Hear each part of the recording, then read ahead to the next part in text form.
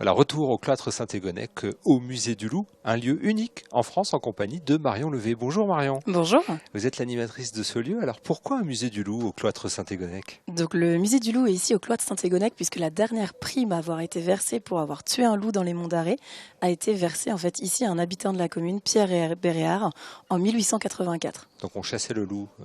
Effectivement, on chassait le loup dans les Monts d'Arrée, il était très présent à cette époque et donc c'était vraiment ces primes qui étaient versées qui intéressaient aussi beaucoup de personnes dans cette chasse du loup. Alors c'est sans doute l'animal qui est le plus présent dans l'imaginaire populaire, dans la littérature.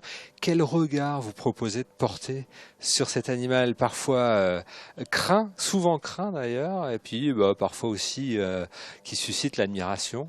Alors effectivement, hein, les visiteurs ont cette image de ce loup diabolique, mangeur d'hommes, méchant pour les enfants quand ils arrivent ici au musée. Et donc on le présente déjà ici dans les Monts d'Arrée. On le présente aussi au niveau de sa vie en meute, de son corps, quels animaux il va pouvoir chasser. Pourquoi est-ce que nous, à l'époque, on allait le chasser aussi? Avec quoi? Pourquoi? Et on parle bien entendu des contes, des légendes, de cette image très négative que le loup pouvait avoir. Et on clôture en fait la visite sur une imagerie un petit peu plus positive, un petit peu plus sacrée de ce loup. Et justement, on essaye de le replacer dans son contexte, dans cette forêt, dans cette montagne, dans cette imagerie, on va dire, un petit peu plus normale, un petit peu plus sauvage. Le loup va pas forcément être gentil, il va pas forcément être méchant. Il vit dans cette nature, dans cette forêt, dans cet environnement. Et donc ça permet aussi aux visiteurs de découvrir un loup différent de ce qu'ils ont dans la tête et de ce qu'ils connaissent. Alors les visiteurs, justement, des visiteurs, on visite ici en famille, avec les enfants, parce que les enfants sont toujours intéressés par le loup, parfois un peu avec de la crainte. Et tout au long de la visite, il y a des moments où on peut interagir. Il y a Effectivement. la scénographie a été revue il y a quelques années, hein. Voilà, on a refait le musée en 2014, donc ça fait un peu plus de 3 ans qu'on a réouvert aujourd'hui. Et c'est vrai que notre public cible est vraiment le public familial. Les enfants, en fait, ont très très peur de ce loup et les parents aiment bien venir se faire peur également. Et donc on a recréé dans cette nouvelle scénographie une ambiance et une découverte un peu différente qu'avant. Ça permet en fait dans chaque salle, sur des iPads, des applications multimédia, de faire découvrir aux enfants une partie de cet animal, une fonction de cet animal, un comportement de cet animal, pendant que les parents peuvent approfondir un petit peu plus scientifiquement sur les murs. Donc c'est vrai que cette imagerie en fait de ce loup est assez souvent enfantine, mais ce musée est autant fait pour les adultes que pour les enfants. Alors on insiste quand même un peu sur les enfants cette année, parce qu'il y a aussi une exposition d'été temporaire, et là, cette année, elle est consacrée à l'illustration pour enfants, l'illustration jeunesse, avec évidemment ce thème du loup. Effectivement, on a un petit clin d'œil familial là, cette année pour notre exposition estivale.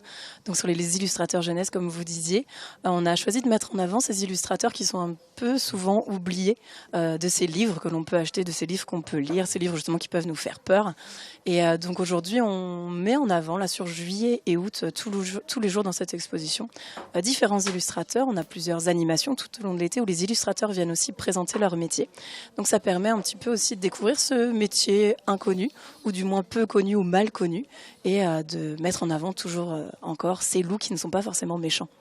Alors, le loup, il était présent dans les Monts d'Arrée. On peut, après la visite du musée, prolonger par des circuits, justement pour en découvrir aussi la commune du cloître Saint-Égonnec, hein. En effet, donc on a la visite du musée qui dure à peu près 1 heure en visite libre.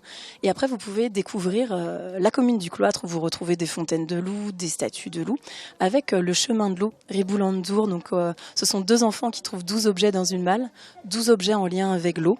Et vous avez un petit circuit et un grand circuit. Le plus grand circuit fait 1,5 km, donc ce n'est pas non plus une randonnée extrême, mais ça permet de découvrir ce loup, de découvrir ce chemin, et un petit peu aussi l'environnement du cloître et du bourg.